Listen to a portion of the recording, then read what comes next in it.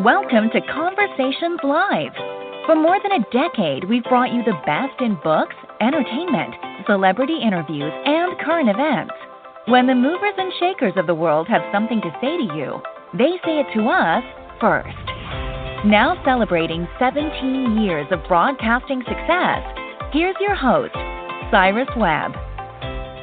And welcome back, everyone, to Conversations Live. I'm your host, Cyrus Webb. Glad you all could join us once again, both for our radio audience and those tuning in online. We're glad you all could be with us as well. David Bianchi is making his very first appearance on our program today to talk to us not only about his journey as an actor, but also as an individual who's been able to learn the power of words and to be able to share that literally with the world. He has a powerful new message out now called I Can't Breathe. We're going to talk about that, but also about what it's been like for him to do what he loves in front of the camera and beyond. If you guys are not staying connected with David, of course, we'll let you know where to find him online. But, David, thank you so much for the time, man. Really appreciate it. Absolutely. I appreciate you having me, Cyrus. It's great to be here. Hey, glad to do it. As I said, we're going to talk about I Can't Breathe. That's getting a lot of attention right now, David, and a really powerful piece, and let our audience know how they can be able to listen to it and see it. But I want to first of all talk about this journey. When I was prepping for this, I mean, you and I are celebrating about the same amount of time, it seems like, in being able to do what you love in the industry. What has this reflection been like for you, David, to kind of think about your career as an actor and also the things you've been able to do? Well, I mean, I appreciate the question, and whenever it is anything to do with whether it's entrepreneurial or whether it's the arts, I mean, it's always a marathon. It's never a sprint. To be quite honest with you, in hindsight, I graduated from Arizona State with a BFA in theater back in 2004. Now, if you had told my 2004 self that it would have taken as long as it did to my 2020 self, I probably would have been like, I'm going to get an MBA, But I think, even if I did get an MBA, I mean, the journey would have been equally as long. It's like, overnight success takes 10, 15 years for you to be sort of seen by the outer world, I think, to get the accolades that one seeks in one's industry. And the real reflection is that the destination is indeed the journey, because I've gotten to milestones in my career, be it, recurring on major shows or producing feature films or whatever it is. And then once you get to those points, then you say to yourself, okay, now what? When you thought that the destination was going to, quench your artistic thirst, it just doesn't. It really is. It's the moving, it's the trudging, it's the shifting stones to open up roadways to new positions in your career that I think is really where the value is, and that's I think my biggest reflection when I look back. It's funny hearing you talk about that, David, because I think a lot of people do think, they are so talented that they're just going to burst into the scene, everyone's going to love them, and they're going to be an instant hit at whatever it is that they do. How do you think that has served you well in not giving up? Because I think you're saying even now that it is a marathon, not a sprint. Did that perspective help you and not to expect things to happen too quickly? Well, yeah, absolutely. And look, and I confess that I'm one of those individuals too. I came to Los Angeles with dreams of grandeur. I thought Hollywood was waiting for me. I was ready to go, and I was shockingly disturbed with the reality of what it means to be an up and coming artist in Los Angeles. And look, and if you're coming into it, without any real bedrock contacts in the film industry, or it's not through nepotism, it's really effing hard. And, and even if you do have an opportunity to get into this business via nepotism or a hard contact, you still have to have talent, right? Because otherwise you'll end up just being a substitute for substance, and people will suss you out eventually. And the fact that it is absolutely a long marathon. What do we say that? You've got to have preparedness. Meets timing is essentially what equals luck. And so I think you need to be focused. You need to be diligent. You need to believe in yourself no matter what. But you also need to know that you have the instinctual capacity to excel at whatever it is that you choose to do. I just completed writing a new book, and in that book I talk about the molecular level gift, which I describe that everybody has what I believe is a predisposed talent that is intrinsically written down into your system, all the way down to your genetic code. Now, because you have these predispositions to be able to birth those things into the world, doesn't necessarily mean that you are going to step into those things. Nor does it necessarily mean that you're going to be able to put in the 10,000 hours that it takes to master that predisposition. But if you do discover what that is, and you do put in the 10,000 hours to master it, then you will be a fundamental excellence in whatever it is that thing is.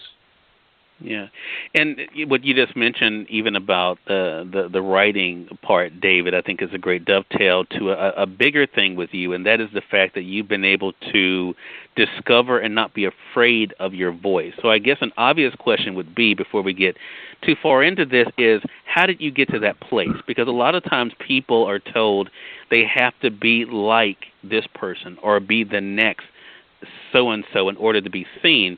When did you realize the uniqueness and power of your own individual voice? I discovered, that's a good question, and I discovered that very early on. When I first came to Los Angeles, look, I was sleeping on floors. I had an air mattress. I had cockroaches in the kitchen. I was, slanging hot dogs and hamburgers, in Universal City Walks, just trying to make ends meet. And one of the metaphors I always use is that, people come to LA or whatever it is that they do in the arts. Everybody wants a red carpet, but nobody wants to be a waiter. You know what I mean? Everybody wants to dance on the biggest stages, but they don't want to break their toes along the way.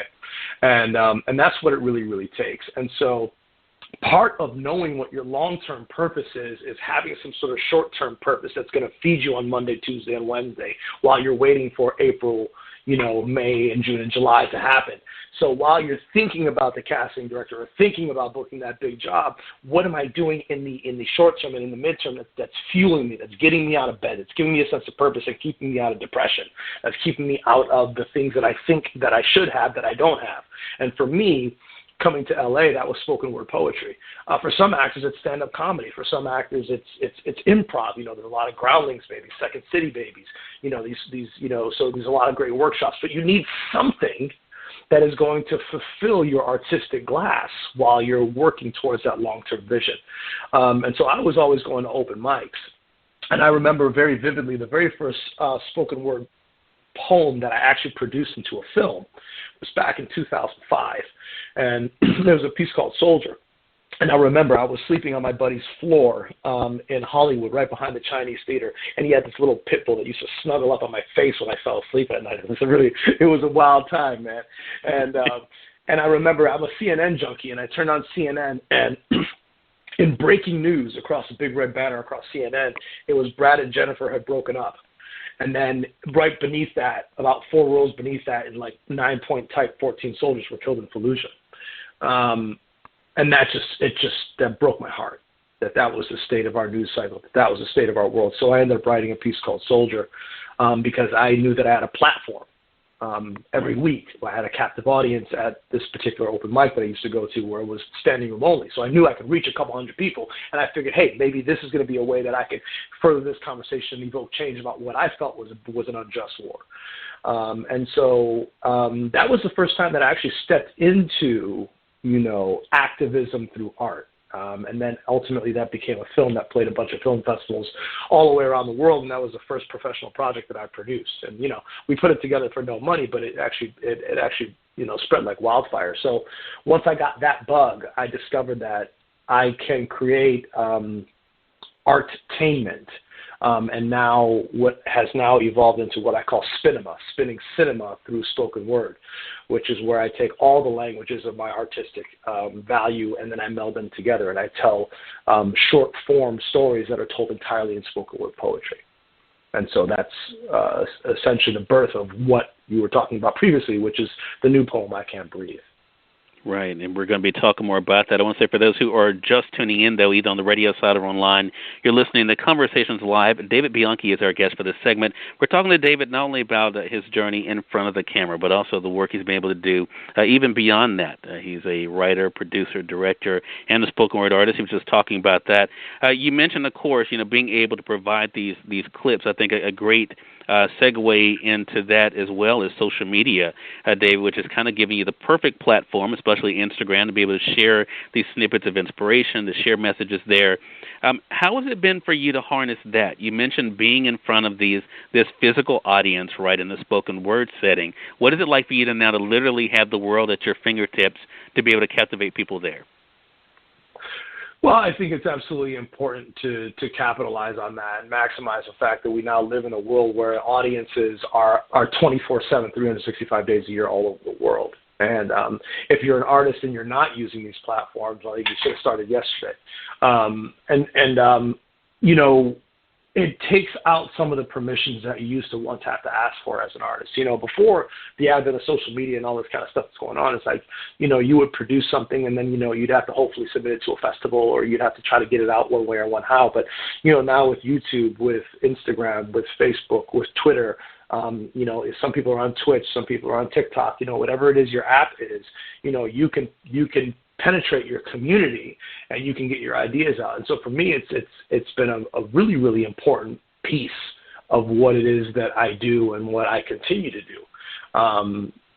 Because, you can produce really incredible short form content and you no longer have to wait for a decision maker to program you at a festival. A lot of times you want that, sometimes you want the marquee treatment of a festival, right? But a lot of the times you just want to get your message out, and especially right now when the news cycle is so fast and so quick. You've got to sort of keep with the trends, even if you are talking about social political topics, because you also need to catch the tidal wave of what is the attention cycle of that particular thing. And, the civil rights movement that's just recently happened as a result of George Floyd is an example of that. I think that, the success of I Can't Breathe came out of the fact that we were able to produce it in such a quick and concise time that we were able to catch the wake of the news cycle that was trailing along with the civil rights movement. If we had produced it now, it wouldn't have got the attention that it got because, unfortunately, the news cycle is very good at making you forget.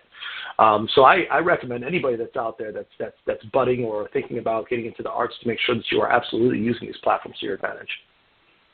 And to that point with I Can't Breathe, though, David, I think another thing, even before that, you have been using your platform, especially social media, and I brought up Instagram, to not only to share the work that you're doing, but also to share the world that we live in. Was that an easy decision for you to do, to be able to, because there are some people I have on this platform who are very clear about the fact, they know they're an artist, that's what their audience expects. That's, they don't wade into other things. What was that like for you to decide that you were going to not only, of course, be able to live in this world, but express what's happening in the world, even to yourself, using your platform? Well, thank you for that question, too. It's tricky because just because I'm an actor, and albeit a public figure, yeah, I'm on television shows, and yeah, I do this and I do that, and you can look me up on Wikipedia and all these things. Because I'm a public figure doesn't necessarily mean I want my entire life to be public, And so I think that it takes a certain kind of artist to be able to be available, transparent, emotionally vulnerable to audiences, and also willing to put your message into the world and set yourself up for scrutiny. Right? Yeah. It's hard enough when you're an actor, for example, and you put out a film or you put out a television show, and then the critics pan you, or there's all these internet trolls that they've got 50-inch biceps behind their Twitter accounts, and they want to cut you down. So that's already a part of being a public figure. But then again, to be able to expose the human side of the public figure is a whole different thing. I know a lot of actors that don't even engage in social media. They're just like, look, I'm an actor, that's what I do, and I leave everything else for me. I know actors that don't even smile on red carpets because they don't want to give that energy to people that they know don't care about them. And so for me, I'm interested in showing that side of me. I'm interested in being vulnerable and being transparent and telling my story. If you go on my YouTube channel, I did a testimonial that actually was inspired by the beginning of the civil rights movement called "Have You Ever Been Called a Nigger?" I have. Right.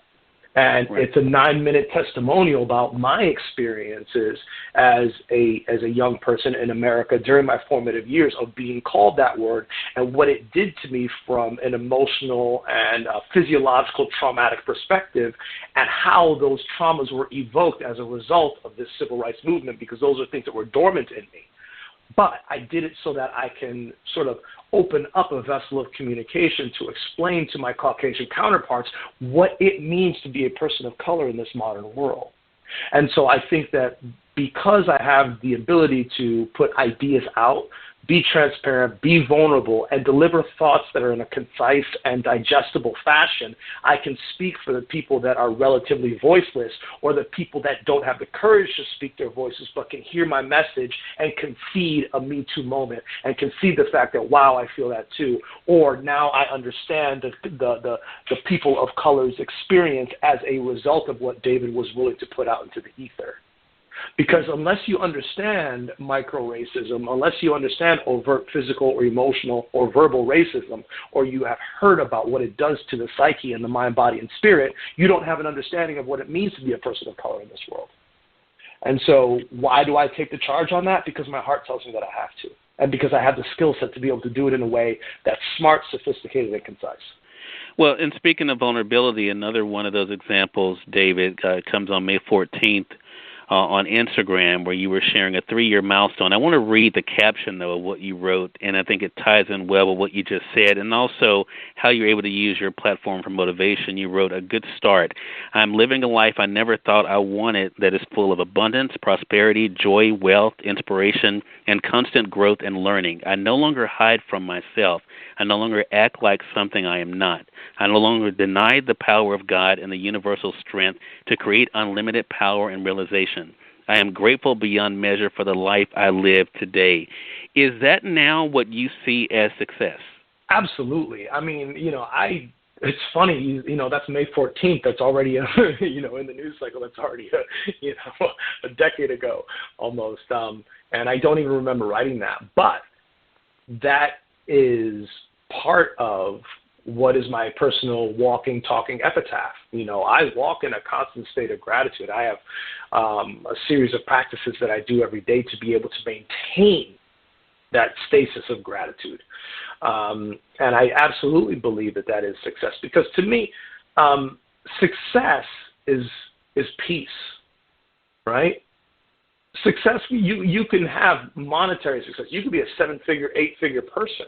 But there are a lot of men and women who have houses on hills who are alone on Thanksgiving, or on the brink of suicide, or are suffering from deep bouts of depression. And so do those people feel successful? I'm not sure. Those aren't my experience. But my experience is that success is peace. When you are at a place in your life where you have genuine peace for what you're doing, how you're doing, where you are, where you're going, who you surround yourself with, the people that nurture you, the people that inform you of your value, are you self-sustaining through your own contributions financially, emotionally, spiritually into this world? Do you believe in a higher power? Are you able to sit in your own quiet time and be comfortable with your own silence? These are little things that add to the building blocks of success, which fundamentally will always make you even more successful. When you have this sort of internal sense of peace, right, then the inside work is working, which will then, by default, create an echo in the outside world, which will bring you more abundance, as opposed to seeking the things that are outside of ourselves, which can fundamentally, and for the most part, feed the ego for the most part, rather than feeding the heart and the spirit. That's the type of stuff that I think about today. And how do I keep my heart and my spirit happy? Those are the things that are important to me today, and those are the things that I find to be the pillars of me feeling successful today. I mean, don't get me wrong. I mean, do I look at where I am right now and say, oh, well, I'd like to have an extra comma, an extra decimal point in my account? Sure. Do I want to have a faster car? Sure. Do I want to maybe travel to the Maldives for 10 days and not have to check in with social media? Yes. And those things are going to happen in my life because I put that information, that manifestation into the world. So we always want things that are outside of ourselves. I am a human being. But yes, it is about being grateful and having some semblance of peace so that you can be comfortable with where you are. To me, that really is success. Well, I tell you, it's something that everyone, I think, can strive for regardless of what their field might be. David, great conversation with you today. If our audience has not had a chance to watch I Can't Breathe, definitely invite you guys to head over to David's YouTube to be able to watch the powerful video there. Also, if you're looking for some great motivation, that's a great place to be able to find it, including also on his Instagram as well. David, is Instagram and YouTube, are those the best places for our audience to stay connected with you? If you go on my Instagram, it's David Bianchi _official. Instagram / David Bianchi _official. And then YouTube is / David Bianchi. And reach out, DM, comment on the stuff. I try to make myself as available as possible. I feel like my purpose here in this world now is to really just try to leave this world a better place. Whenever it is that I leave this world. And so I appreciate you taking a second to speak with me. And, if all else fails, you can just Google me and I pop up. There you go. Well, David, congratulations to you, man. Really appreciate the time and looking forward to having you back on the program again. Absolutely. I appreciate your time. Thank you so much. Hey, more than welcome. And we thank your audience for tuning in to another great segment of Conversations Live. Until next time, I'm your host, Cyrus Webb, saying as always, enjoy your day, enjoy your life, enjoy your world. Thank you all for choosing Conversations Live today. Let's make it a great one. Take care.